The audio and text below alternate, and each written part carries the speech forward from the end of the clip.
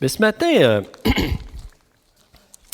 le titre du message que j'aimerais vous partager, ça s'intitule « Une provision complète pour vivre selon le cœur de Dieu ».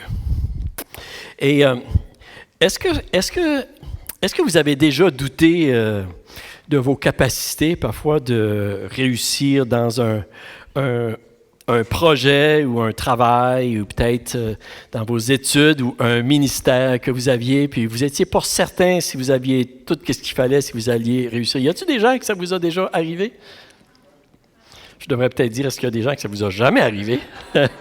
Oui, ça nous arrive tout continuellement, vous savez. Puis des fois, on se demande, comment est-ce qu'on va y arriver? Hein? Comment est-ce qu'on va pouvoir arriver? Et puis, je sais qu'il y a plusieurs personnes il y en a qui ont gradué dernièrement, puis il y en a qui vont graduer prochainement, vous savez. Et je me souviens lorsque j'étais au collège biblique, et il y a des moments où je me demandais si j'allais le faire ou pas. Puis juste en passant, Valérie, elle m'a dit, la journée que j'ai souri le plus, c'était la journée de ma graduation. Mais je me souviens à l'université ici, au collège, que j'ai eu des bons enseignants, puis j'en ai eu qui étaient un peu moins bons, vous savez. Et les bons enseignants que j'ai eus, eux, ils nous expliquaient bien le matériel, la matière, vous savez, et ils nous expliquaient aussi bien l'endroit où on pouvait trouver les ressources. Ils nous expliquaient leur disponibilité pour nous aider aussi à réussir. Et vraiment, les bons enseignants, ils voulaient vraiment qu'on réussisse. Et ils faisaient tout ce qu'ils pouvaient. La provision elle était là pour nous aider, vous savez. Et en fait, ceci, ça s'applique aussi dans n'importe quoi que ce soit pour un travail qu'on demande à quelqu'un de faire ou une tâche, un ministère, vous savez. Il y a des gens qui vont rechercher à préparer toute la provision nécessaire pour leurs employés, pour leurs bénévoles, pour leurs travailleurs, pour qu'ils réussissent bien leur travail. Puis savez-vous, quand que je pensais à ceci, ça me faisait penser à Guylaine Lavoie. Guylaine, elle n'est pas ici. Guylaine, pour ceux qui enseignent l'école du dimanche, là, vous savez comment est-ce que Guylaine, elle prépare les leçons. C'est pas prêt, Holtz? Hein? C'est tout préparé, c'est tout tout le plan est là. Puis Pierrette, elle prépare la classe aussi. Mais, et moi, juste en passant, vous dire que peut-être que vous vous inquiétez là, si je vais crever de faim là, pour le prochain mois, parce que Valérie, elle n'est pas ici. Là. Elle m'a préparé des repas pour tout le mois. C'est vraiment, elle veut que je sois... Hein? Mais pourquoi est-ce que je vous dis ceci? C'est parce que c'est la même chose avec Dieu. Dieu, il est le meilleur enseignant, le meilleur leader, le meilleur chef, le meilleur père qui prépare et pourvoit tout ce que nous avons besoin pour réussir dans la vie. Pour que nous puissions réussir à faire sa volonté, vous savez, pour que nous portions des fruits, pour que nous puissions connaître la vie abondante qu'il y a de préparer pour nous, chacun de nous. Et ce matin, le message, oui, c'est une provision complète pour vivre selon le cœur de Dieu. Et j'aimerais de vous parler de deux choses ce matin. Premièrement, je vais vous parler de la provision de Dieu et aussi ce que nous devons faire avec la provision que Dieu nous donne. Il y a deux choses. Vous savez. Parce que la provision de Dieu, ça n'enlève pas, vous savez,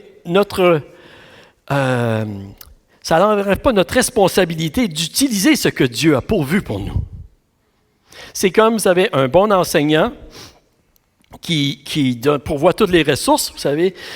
Les étudiants doivent aller à la bibliothèque où ils doivent utiliser les ressources. Ils doivent prendre le temps pour étudier. Ou celui qui veut que son travailleur réussisse, il faut qu'il utilise les outils. Et depuis plusieurs mois, au Centre chrétien, nous parlons, vous savez, de vivre notre vie selon le cœur de Dieu. Et j'ai une très bonne nouvelle pour vous ce matin. C'est que Dieu a pourvu tout ce que nous avons besoin pour vivre selon le cœur de Dieu. Pour connaître la richesse de la vie qu'il nous a donnée. C'est-tu pas merveilleux? OK, c'est pas merveilleux. Et en fait, vous savez, c'est exactement ce que l'apôtre Pierre écrivait 2000 ans passés aux chrétiens. C'est exactement ce qu'il leur disait. Et moi, je me demande la question, est-ce que nous croyons vraiment que Dieu nous a tout donné qu'est-ce que nous avons besoin? Est-ce que vous le croyez ce matin? Pas toujours facile à croire, tu sais, mais c'est ça que la Bible nous dit. Quelles que soient les circonstances, on se retrouve. Et j'aimerais qu'on puisse lire, oui, dans 2 Pierre, le chapitre 1. Si vous êtes là, vous pouvez tourner dans votre Bible, 2 Pierre 1, où nous allons lire les versets 3 et le verset 4. Et je vais tourner ici dans ma Bible aussi. Et ça dit ceci. J'ai pris la version de la Bible 21, je trouve que c'est vraiment bien expliqué. Ça dit, « Sa divine puissance nous a donné tout ce qui est nécessaire à la vie et à la piété, en nous faisant connaître celui qui nous a appelés par sa propre gloire et par sa force. Celle-ci nous assure les plus grandes et les plus précieuses promesses.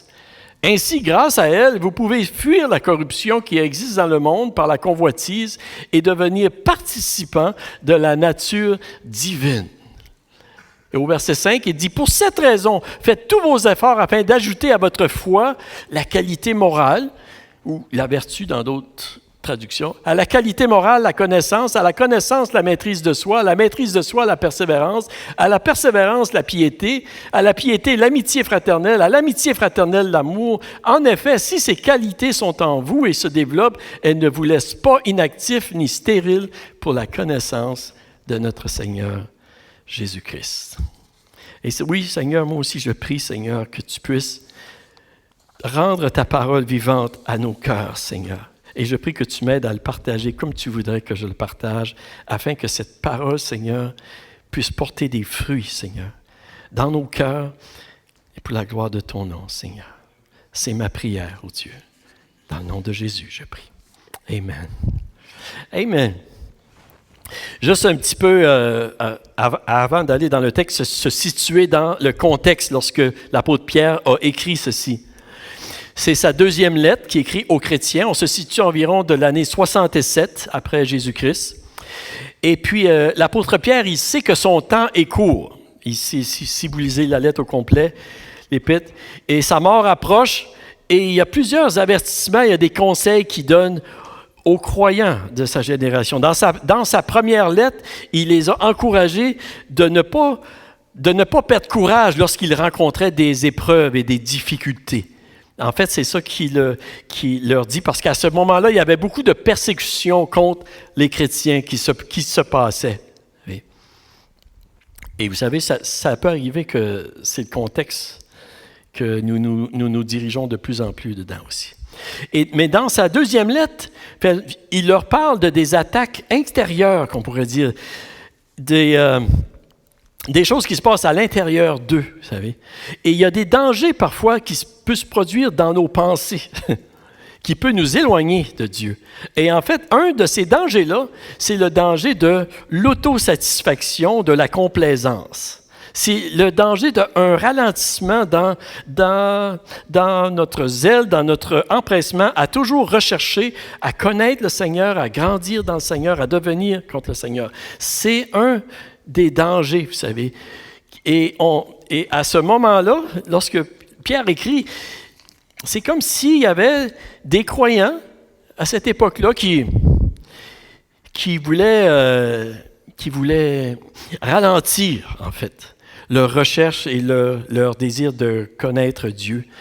Et puis, l'apôtre Pierre, il leur écrit une lettre pour les mettre, vous savez, pour les protéger, pour les avertir un peu.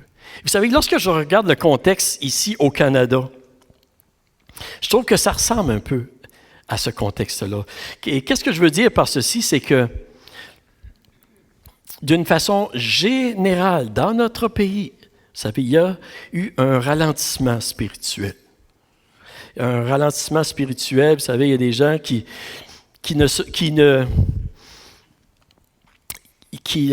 ont abandonné la recherche de connaître de plus en plus Jésus et de marcher avec lui. Il y a un ralentissement, et je pense qu'on le voit. Il y a des gens vous savez, un jour qui servaient le Seigneur, qui étaient dans l'Église de Dieu, qui avaient une passion, que tranquillement, ils se sont éloignés. Et je sais qu'il y a une nouvelle passion qui est en train de s'élever dans l'Église, par exemple. Amen.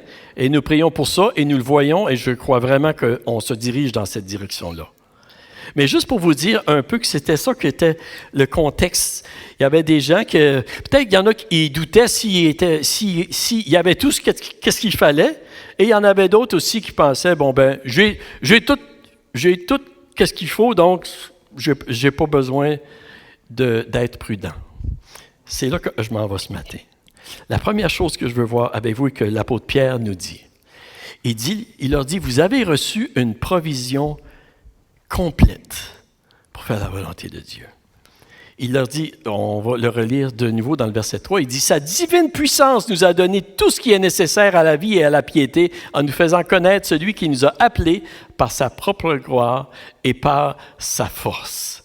Celle-ci nous assure les plus grandes et les plus précieuses promesses. Ainsi, grâce à elle, vous pouvez fuir la corruption qui existe dans le monde par la convoitise et devenir participant de la nature divine. Qu'est-ce qu'il est en train de nous dire? Paul, il commence par dire aux croyants, Pierre, excusez, il a dit, pour les rassurer, vous avez tout ce que vous avez besoin pour connaître la vie abondante et pour vivre d'une manière agréable à Dieu. Est-ce que c'est ça qu'il dit? C'est bien ça qu'il dit. C'est pas moi qui le dis, là. Je veux juste être sûr, là, que c'est pas moi, c'est la parole de Dieu qui le dit ici. Et le mot vie ici, oui, c'est le mot Zoé, en fait. Hein? Et ça parle vraiment de la plénitude absolue de la vie, vous savez. À la fois, comme une définition, c'est dit, à la fois essentielle et morale, la vie réelle et véritable. Une vie active et vigoureuse, vouée à Dieu, bénie, même dans ce monde, pour ceux qui mettent leur confiance en Christ et qui aboutira après la résurrection à de nouvelles accessions dans un corps parfait pour l'éternité. Nous avons tout reçu en Jésus-Christ, vous savez. L'apôtre Paul, en fait, il le dit d'une autre façon. Il leur dit, nous sommes plus que vainqueurs grâce à celui qui nous a aimés. Amen. Est-ce que vous êtes plus que vainqueurs ce matin? Je ne suis pas sûr. Es-tu sûr? Es-tu sûr, Jean? OK. Oui, vous savez. Pouvez-vous le dire avec moi? Je suis plus que vainqueur. En Jésus. Amen. OK. Nous sommes plus que vainqueurs en Jésus. Cette provision nous est donnée en Jésus-Christ par la foi en Jésus-Christ. La foi en Jésus, vous savez, ça nous assure les plus grandes et les plus précieuses promesses, comme c'est écrit ici.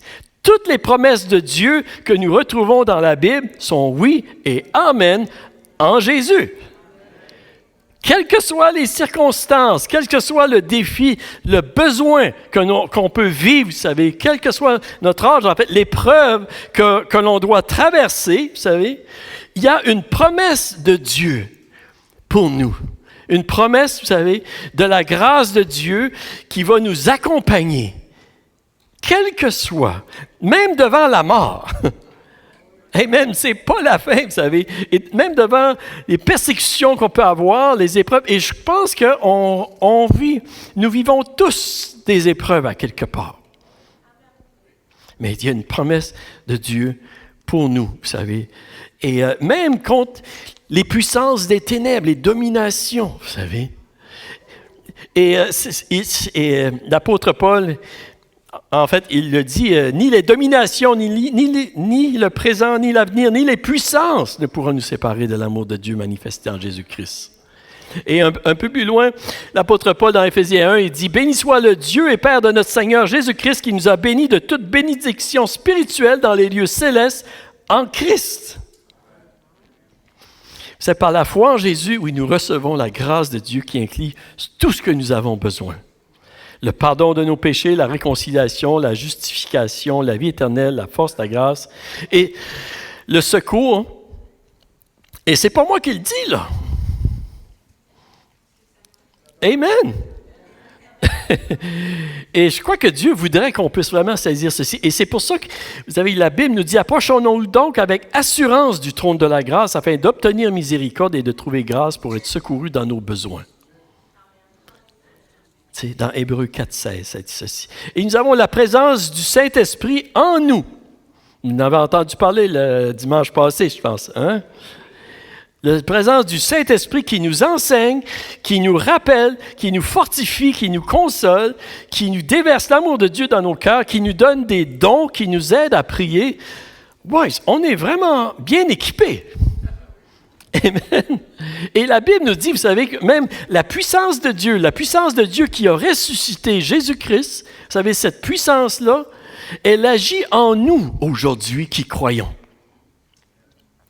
L'apôtre Paul, il prie justement une prière aux Éphésiens. Il dit, « Je prie qu'il illumine les yeux de votre cœur pour que vous sachiez quelle est l'espérance qui s'attache à son appel, quelle est la richesse de son glorieux héritage au milieu des saints et quelle est l'infinie grandeur de sa puissance qui se manifeste avec efficacité par le pouvoir de sa force envers nous qui croyons. » Et cette puissance, il l'a déployée en Christ, qu'il a ressuscité et il l'a fait asseoir à sa droite dans les lieux célestes. Et cette puissance, elle agit en nous. Est-ce que... C'est-tu pas merveilleux?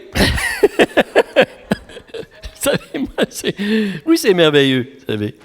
Et cette puissance-là, vous savez, comme l'apôtre Pierre l'a dit, grâce à cette puissance-là, nous pouvons fuir la corruption qui existe dans le monde et nous pouvons devenir participants de la nature divine. Nous pouvons devenir comme le Seigneur. Et oui, c'est merveilleux, nous pouvons vivre selon le cœur de Dieu. Dieu a pourvu tout ce que nous avons besoin et c'est pour ça que nous le louons, c'est pour ça que nous le célébrons, c'est pour ça qu'à chaque matin, nous pouvons dire merci Seigneur. Amen. Donc, avec cette provision que Dieu nous a donnée, vous savez, qu'est-ce qu'on doit faire avec toute cette provision-là maintenant? Wow, on a un moyen beau bagage, hein? OK. La deuxième chose que je veux voir avec vous, avec cette provision, l'apôtre Pierre nous dit, ajoutez-y certaines choses. OK. Ajoutez-y certaines choses. Ah, ça, c'est souvent cette partie-là, là. C'est comme, tu sais, des fois, il y a des souris, puis là, à un moment donné, oups, tu sais. Mais c'est une partie qui est très importante. Et l'image que j'ai, vous allez trouver peut-être ça drôle un peu, là. Mais l'image que j'ai de cette partie que je vais vous partager, c'est comme une chaîne. Vous voyez la photo ici, il y a une chaîne. Et cette chaîne-là, vous savez, ce n'est pas une chaîne là, pour nous lier, là, pour nous enchaîner. Là. Non, c'est plutôt une chaîne, vous savez, pour nous garder proches du cœur de Dieu. Pour nous garder proches du cœur de Dieu, afin qu'on puisse connaître, en fait, toute la vie que Dieu désire pour nous. Est-ce que vous êtes avec moi? C'est bien important ici, là.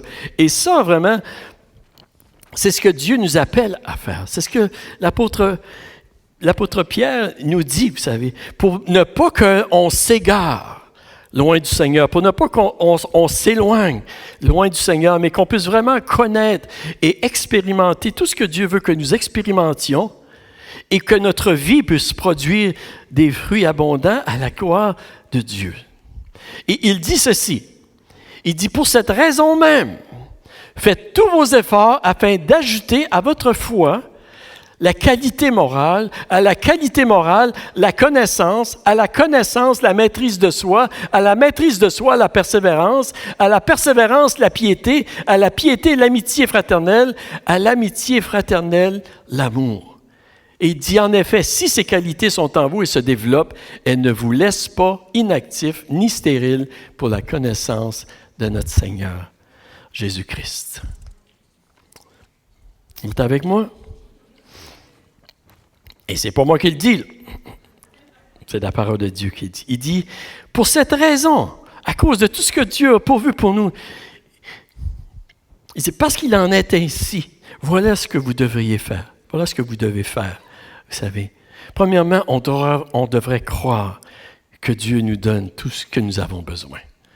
C'est la première chose. Amen? Et la deuxième chose, nous devons joindre à cette provision-là. Oui, merci Seigneur de ce que tu m'as donné. Il nous dit, en fait, de nous empresser à joindre avec cette provision-là dans notre cœur, de joindre notre cœur à celui de Dieu. C'est ça qu'il est en train de dire. Et il est en train de dire 7 choses ici. Il y a 7 choses que nous devrions rechercher avec empressement, avec zèle, avec cœur de joindre à notre foi. Et en fait, il dit, si nous faisons ceci, nous allons vraiment connaître la plénitude, nous allons vraiment porter des fruits. La première chose qu'il dit, on va y aller un peu rapidement ici, mais la première chose qu'il dit, il dit, joignez à votre foi la qualité morale. La qualité morale, dans la version seconde, ça dit la vertu. Dans la Bible Sommeur, ça dit la force de caractère, la bonne conduite. Ici, le mot vraiment qui est utilisé quand ça dit qualité morale, c'est le mot grec arrêté. Je crois que c'est comme ça que ça se dit. Mais ça parle d'une façon vertueuse de penser, de ressentir, d'agir, de la bonté morale. Ça parle d'une excellence morale. Et vous savez, qu'est-ce que c'est ici? C'est le contraire. C'est le contraire d'être satisfait dans notre état de péché ou de faiblesse. C'est ça que ça veut dire. On peut. Puis vous savez, on est tous conscients qu'on a des faiblesses dans notre caractère. Y a-t-il des gens qui n'ont pas de faiblesse dans leur caractère? OK. Si vous levez la main, vous en avez un gros problème. Hein? Mais vous savez, c'est de ne pas être satisfait pour le manque d'amour ou dans notre cœur, vous savez, les choses qu'on voit dans notre cœur qu'on voudrait. Et qu'est-ce que je suis en train de dire ici? Ce n'est pas que nous nous condamnons, vous savez, toujours, « Oh, je suis tellement... Non, mais c'est plutôt, vous savez, avec la grâce de Dieu, un désir de vouloir devenir de plus en plus comme le Seigneur, que ma vie te rende gloire et honneur, Seigneur. Vous êtes avec moi? C'est important, vous savez. C'est ça qu'il veut dire, de joindre à notre foi la qualité morale. C'est une recherche de devenir de plus en plus comme le Seigneur, dans son caractère, dans son amour, dans sa justice, dans sa miséricorde, dans sa pureté. En d'autres mots, c'est une prière, vous savez, qu'on pourrait dire, Seigneur, change-moi à ton image, Seigneur. Change-moi, Seigneur. Fais-moi croître afin que je puisse vraiment connaître, puis devenir comme toi et te connaître de plus en plus. Et même après 40 ans de vie chrétienne, vous savez, je ne sais pas pour vous, mais c'est pas fini. Puis même, vous savez, le plus qu'on se rapproche du Seigneur, souvent, là, la lumière, le plus que la lumière brille, là, le plus qu'on voit des choses à l'intérieur de nous qui a besoin d'être changées. Puis c'est pas pour nous condamner, vous savez, mais c'est vraiment pour nous transformer. Et Dieu le fait. Dieu le fait. C'est vraiment une prière, vous savez. Et c'est une prière que nous pouvons être assurés que Dieu peut exaucer, puis qu'il veut exaucer aussi. Il le fera. Et avec notre foi, oui, on doit avoir ce désir-là. Et ça nous protège vraiment de nous éloigner loin de Dieu, puis de se perdre dans la noirceur, vous savez. Et Dieu il ne nous change pas toujours la façon qu'on aimerait. Tu sais, je pense à Joseph dans l'Ancien Testament, là, vous vous rappelez, hein? Joseph, il aimait beaucoup le Seigneur, mais Joseph était un petit peu...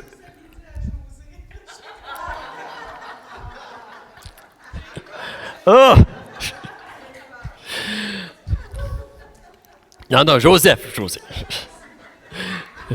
Joseph, puis je pense que ça s'applique à chacun de nous aussi. Hein? Mais Joseph, hein, vous savez comment est-ce qu'il voulait servir Dieu, puis il avait reçu des dons, en fait, hein, des rêves, puis tout ça. Mais Joseph, il avait un petit problème. Il était un peu orgueilleux. Et Dieu, vraiment, a entrepris dans sa vie, vous savez, et il a fait une œuvre glorieuse. Pas comme Joseph.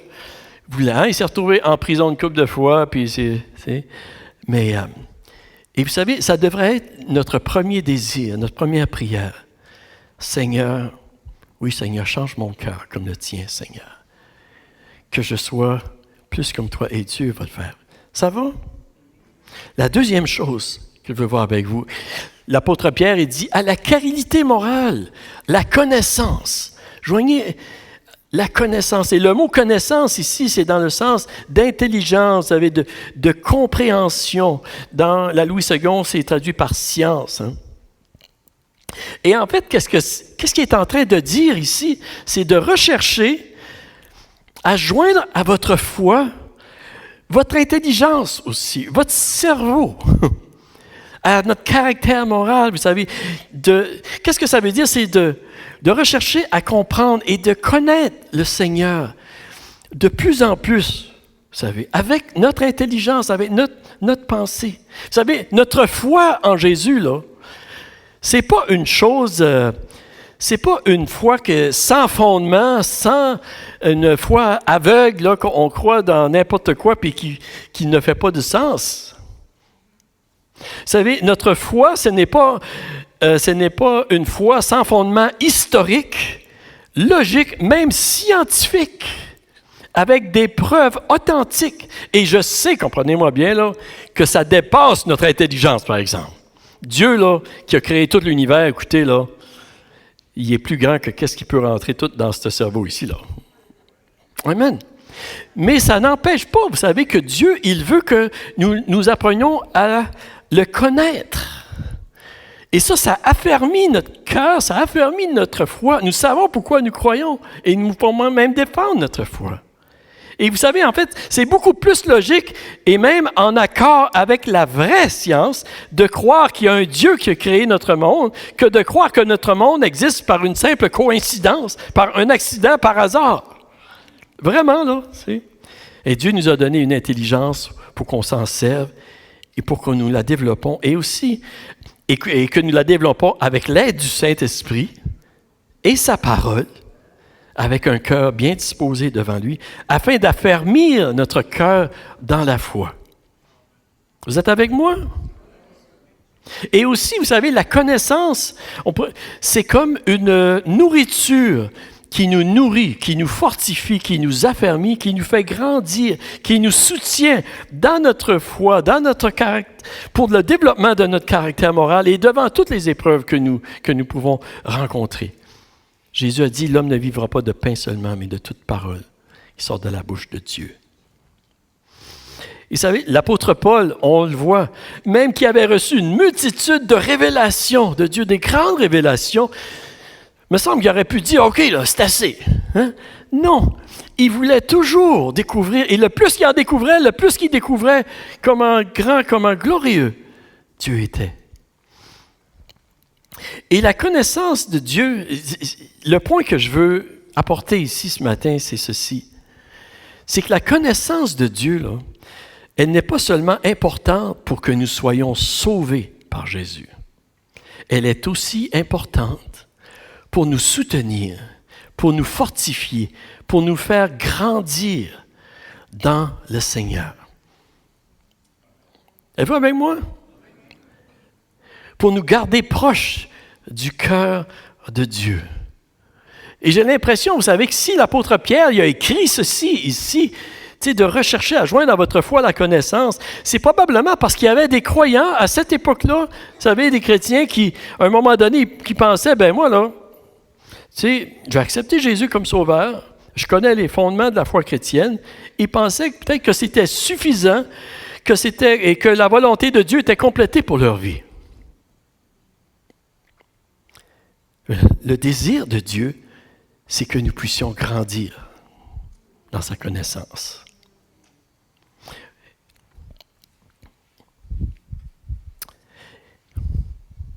Vous savez, Dieu est si grand et si majestueux que ça va prendre toute l'éternité pour le connaître. Est-ce que vous êtes avec moi ce matin? C'est le désir de Dieu. Et ça nous nourrit, ça nous garde. C'est comme une maille dans la chaîne, là, vous savez, qui produit en nous tout le temps un désir de rester proche du Seigneur. Et il y a toujours des nouvelles choses à grandir. Je ne sais pas pour vous, mais j'ai lu la Bible, je ne sais pas combien de fois, puis je suis encore en train de la lire, puis on dirait que je découvre encore des choses. Dieu me découvre des choses. Et ça enflamme mon cœur. Et c'est important pour chaque enfant de Dieu. Et je vais... OK, je vais le dire, ceci. Je n'étais pas sûr, mais je vais le dire pareil. La nourriture et croître dans la connaissance, là, c'est plus c'est plus que juste le sermon du pasteur le dimanche. C'est plus que ça. Et c'est plus, vous savez, que juste lire la Bible sans rechercher vraiment à la méditer, à la saisir. C'est plus qu'un rituel, rechercher à connaître Dieu. C'est plus que ça. Et c'est ça que nous avons besoin. Amen. OK. À la qualité morale, il dit à la connaissance, la maîtrise de soi. Aïe, aïe, aïe. Ouch! Hein? Dans la Louis II, ça dit tempérance. Hein? Et le mot grec, c'est ça, c'est défini comme contrôle de soi, vertu de ceux qui sont maîtres de leurs désirs et de leurs passions, en particulier des appétits des sens. Oh, yeah.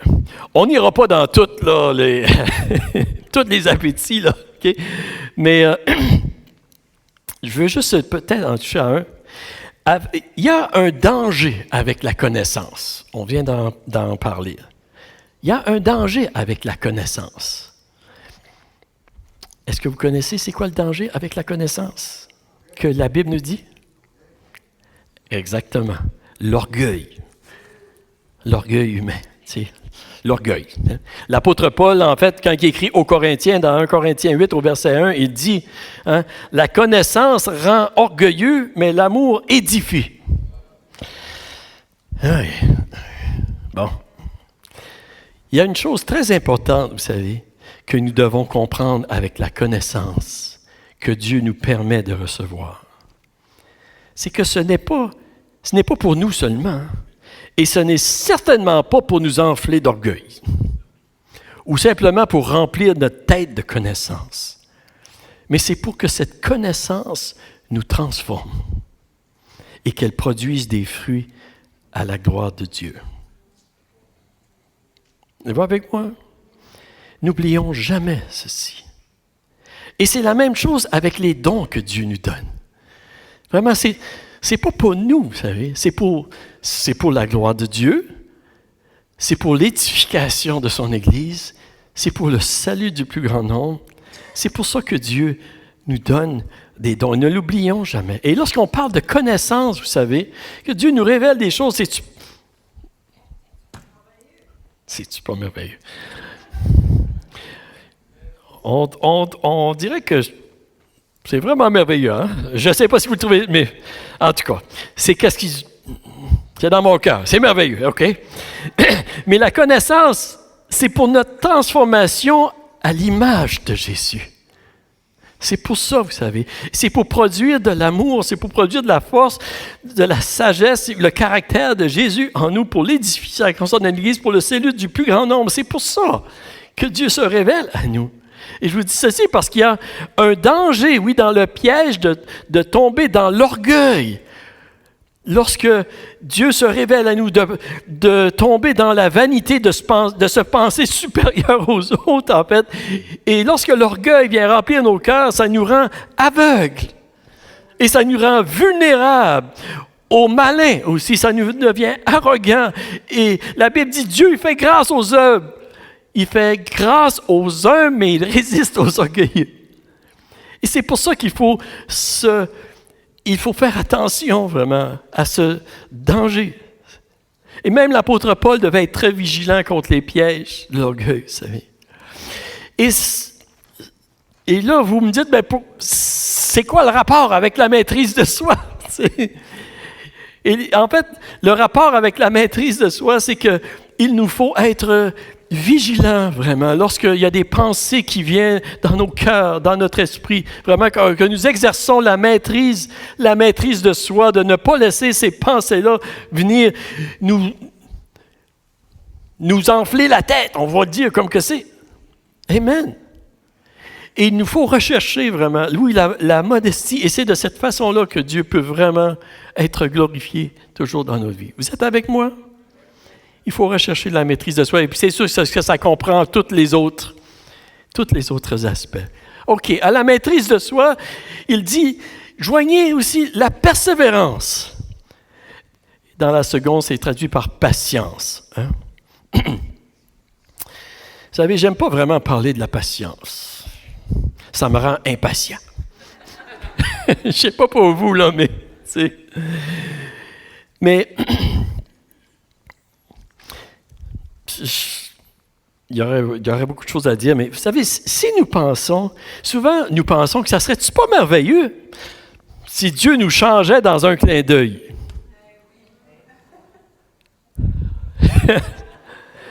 Ça serait merveilleux si un bon matin, on se lèverait, vous savez, puis on serait maître de nous-mêmes, en plein contrôle de tous nos appétits, nos désirs. On serait changé un bon matin, on se lève, aïe, as-tu vu ça? Tu sais, comment je suis rendu?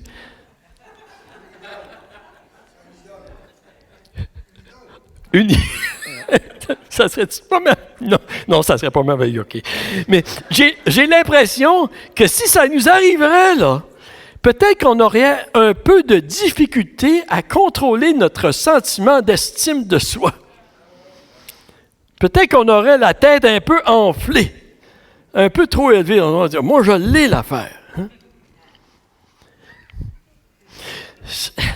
Je me souviens, au début de ma vie chrétienne, j'ai déjà partagé ça, là. C'est quand j'ai accepté le Seigneur, il y a certaines choses dans ma vie là, qui ont décollé comme ça. Une, entre autres, je voulais arrêter de fumer. Puis, j'ai arrêté tout de suite. Même, j'avais mon paquet de tabac. Moi, hein, je fumais du tabac. J'avais mon paquet de tabac. Ça a complètement débarrassé. Puis au niveau de la discipline, ben, j'avais pas trop, sur certaines choses, j'avais pas trop de misère. Puis Valérie, elle, mon épouse, hein, c'était pas pareil. Elle avait de la difficulté.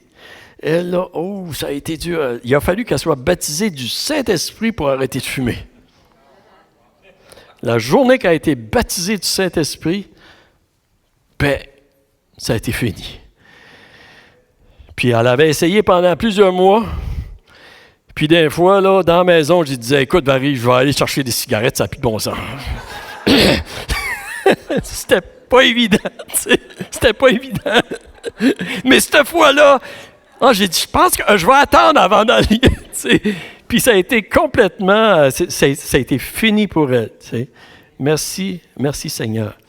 Mais je peux vous dire que moi, dans mon cœur, là, tu sais, je trouvais que Valérie était un peu slow, là.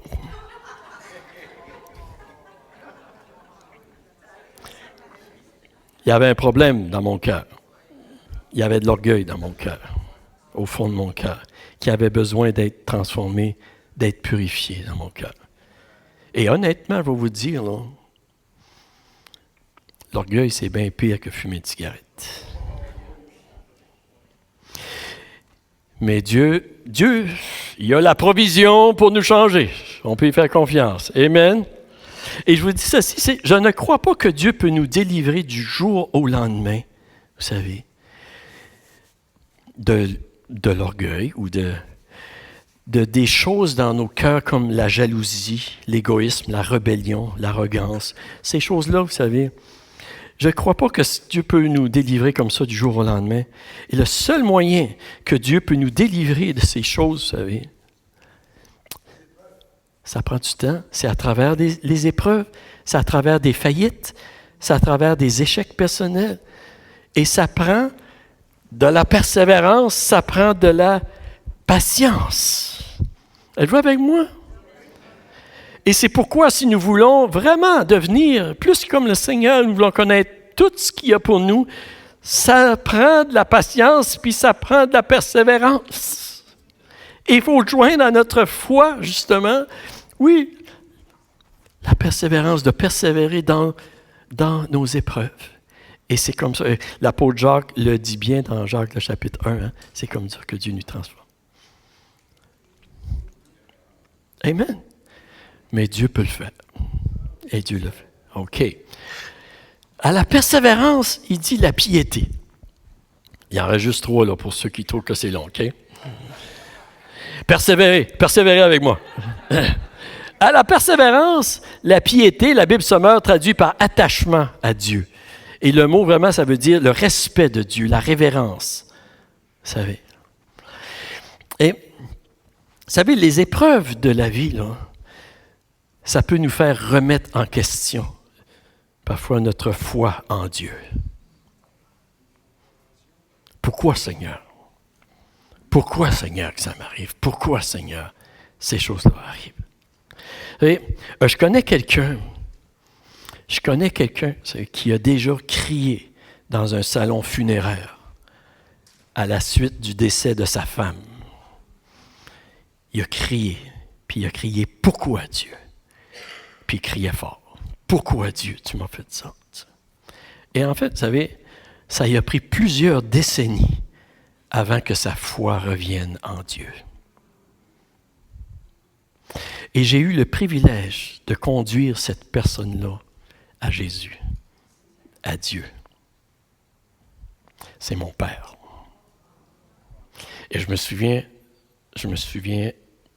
pareil comme si c'était hier, quand mon père il criait dans le salon funéraire. Mais je me souviens aussi quand je l'ai pris dans mes bras, puis j'ai prié avec lui, on pleurait toutes les deux, puis qu'il a accepté le Seigneur dans sa vie. Amen. À peu près 40 ans plus tard. Mais vous savez, quelqu'un a dit que les épreuves de la vie, ça peut nous rendre meilleurs ou ça peut nous rendre pires. Ça peut nous rapprocher de Dieu ou ça peut nous éloigner de Dieu, selon la façon que nous réagissons. Et il y a certaines personnes qui croient que c'est Dieu qui est la cause de tous les malheurs dans leur vie et du mal dans le monde, vous savez. Et à chaque fois qu'il y a quelque chose de difficile qui arrive, vous savez, ils blâment Dieu. Ce n'est pas le Dieu que la Bible nous enseigne. La Bible nous dit « Car Dieu a tant aimé le monde, qui a donné son Fils unique, afin que quiconque croit en lui ne périsse point, mais qu'il ait la vie éternelle. » Dieu n'est pas... on ne peut pas blâmer Dieu, loin de là. Dieu est là pour nous. Et lorsqu'on traverse des épreuves, il est là toujours pour nous aider. Il est là toujours pour nous aider. Un refuge qui ne manque jamais dans la détresse. Et ici, l'apôtre Pierre, il dit aux croyants de joindre à la persévérance la piété. Qu'est-ce qu'il est en train de leur dire? Il est en train de leur dire de toujours rechercher la présence de Dieu, le respect de Dieu, de demeurer attaché à Dieu, de ne jamais laisser des pensées embrouiller et douter de l'amour de Dieu, de la grâce de Dieu pour eux. C'est ça qu'il est en train de leur dire. Amen. C'est ça qu'il est en train de leur dire ici. Et nous aussi, nous devons faire la même chose si nous voulons vraiment connaître l'amour de Dieu. Le 6e, il dit, à la piété, l'amitié fraternelle. L'amitié fraternelle. Et le mot qui est utilisé ici, c'est le mot Philadelphia en grec. Il dit vraiment, à votre attachement à Dieu, dit, recherchez aussi la communion fraternelle de la famille de Dieu. C'est ça qu'il est en train de dire ici, vous savez. Et la pensée ici, c'est que derrière cette expression, c'est de rechercher à toujours donner et recevoir de l'amour de la famille de Dieu. C'est ça que ça veut dire, l'amour. Le mot qui est utilisé, ça part de l'amour que les chrétiens portent à chacun comme étant des frères et des sœurs. Il est en train de dire, ne vous éloignez pas de la famille de Dieu. Ne vous éloignez pas de l'Église. Il encourage les croyants. En fait, vous savez, et nous avons tous besoin d'une famille chrétienne pour demeurer proche du cœur de Dieu et marcher à suivre avec Dieu. Et parfois, il y a des gens qui se disent, on n'a pas besoin d'église, juste besoin avec Dieu. Tu sais. Well, c'est vrai que ce n'est pas l'Église qui nous sauve, c'est le Seigneur qui nous sauve. C'est par notre foi en lui. Mais la Bible nous encourage aussi d'être connectés avec une assemblée. Et je peux vous dire que plusieurs de nous, puis moi inclus, si j'aurais décidé de suivre le Seigneur tout seul, là, je ne serais pas tout seul ici en train de prêcher un matin. Là. Tu sais? Non. L'Église, c'est un support, vous savez. Et non seulement juste quand on vient ensemble, mais aussi que nous puissions vraiment, à plusieurs moments durant la semaine. Pour demeurer proche de Dieu, on doit vraiment être proche de la famille. Et la dernière chose que je veux voir, à l'amitié fraternelle, l'amour. C'est ça qu'il dit. Ici, le mot, c'est agapé, un amour qui est prêt de donner, de sacrifier à l'exemple de Dieu. Et d'aimer non seulement ceux qui nous aiment, mais d'aimer aussi même ceux qui nous persécutent. Aimez vos ennemis, c'est ça que Jésus a dit. Et c'est ça que nous devrions rechercher. Et ça, vraiment, ça nous rapproche du cœur de Dieu. Donc, ce matin, vous savez, l'image que je vois, est-ce que vous le voyez aussi, là, l'image de la chaîne? Cette chaîne-là, vous savez, alors, qui nous garde proche de Dieu, vraiment, qui nous tient et qui produit des fruits en nous. L'apôtre Pierre, dans le verset 8, il dit « Si ces qualités sont en vous et se développent, elles ne vous laissent pas inactifs ni stériles pour la connaissance de notre Seigneur Jésus-Christ. » Il dit « Si ces choses-là, si vous les recherchez avec votre foi de les mettre, vous savez, ça ne vous laissera pas inactifs dans un sens oisif, ça ne vous laissera pas, ça va produire en vous un désir pour pouvoir... pour servir le Seigneur, pour faire une différence dans le monde, pour apporter la lumière, la grâce de Dieu dans ce monde ici. Ça va être un moteur qui va produire des choses en vous. Et aussi que ça va produire des fruits si vous ne serez pas stériles, vous savez. Et ça va produire une connaissance. Nous allons connaître le cœur de Dieu. Nous allons connaître de plus en plus. Nous allons croire. C'est ça. Et c'est le plan de Dieu, vous savez. Le désir de Dieu, vous savez, c'est que nous croissions en lui et que nous portions des fruits. Et je vous dis ceci, là, je vois plein de gens là, qui portent beaucoup de fruits ici là, pour le Seigneur. Et je bénis le Seigneur pour ça, puis je vous encourage de continuer. Et le Seigneur nous encourage de continuer. Et l'important, vous savez, je pense que nous puissions saisir, c'est que Dieu, il veut qu'avec sa provision, il veut que nous allions plus loin. Et la raison pourquoi je dis ceci, c'est parce que dans notre monde, souvent, d'une manière générale, il y a des gens qui pensent que on est rendu. Mais Dieu veut qu'on aille plus loin. Il veut nous faire connaître. Et lorsqu'on parle de vivre notre vie selon le cœur de Dieu, c'est de continuer d'avancer, de découvrir qui est Dieu et de laisser son cœur couler à travers de nous. Et on ne finit pas. Il y a quelqu'un qui a dit ceci, vous savez, et j'ai lu quelques citations cette semaine. Puis là, c'est le pasteur qui parle, OK, là? Il dit, pour jouir des privilèges offerts gratuitement par Dieu, nous devons progresser dans notre connaissance de Dieu et de Jésus-Christ. Il nous faut progresser. Il dit aussi, Dieu nous donne force et capacité, mais il nous donne aussi la responsabilité d'apprendre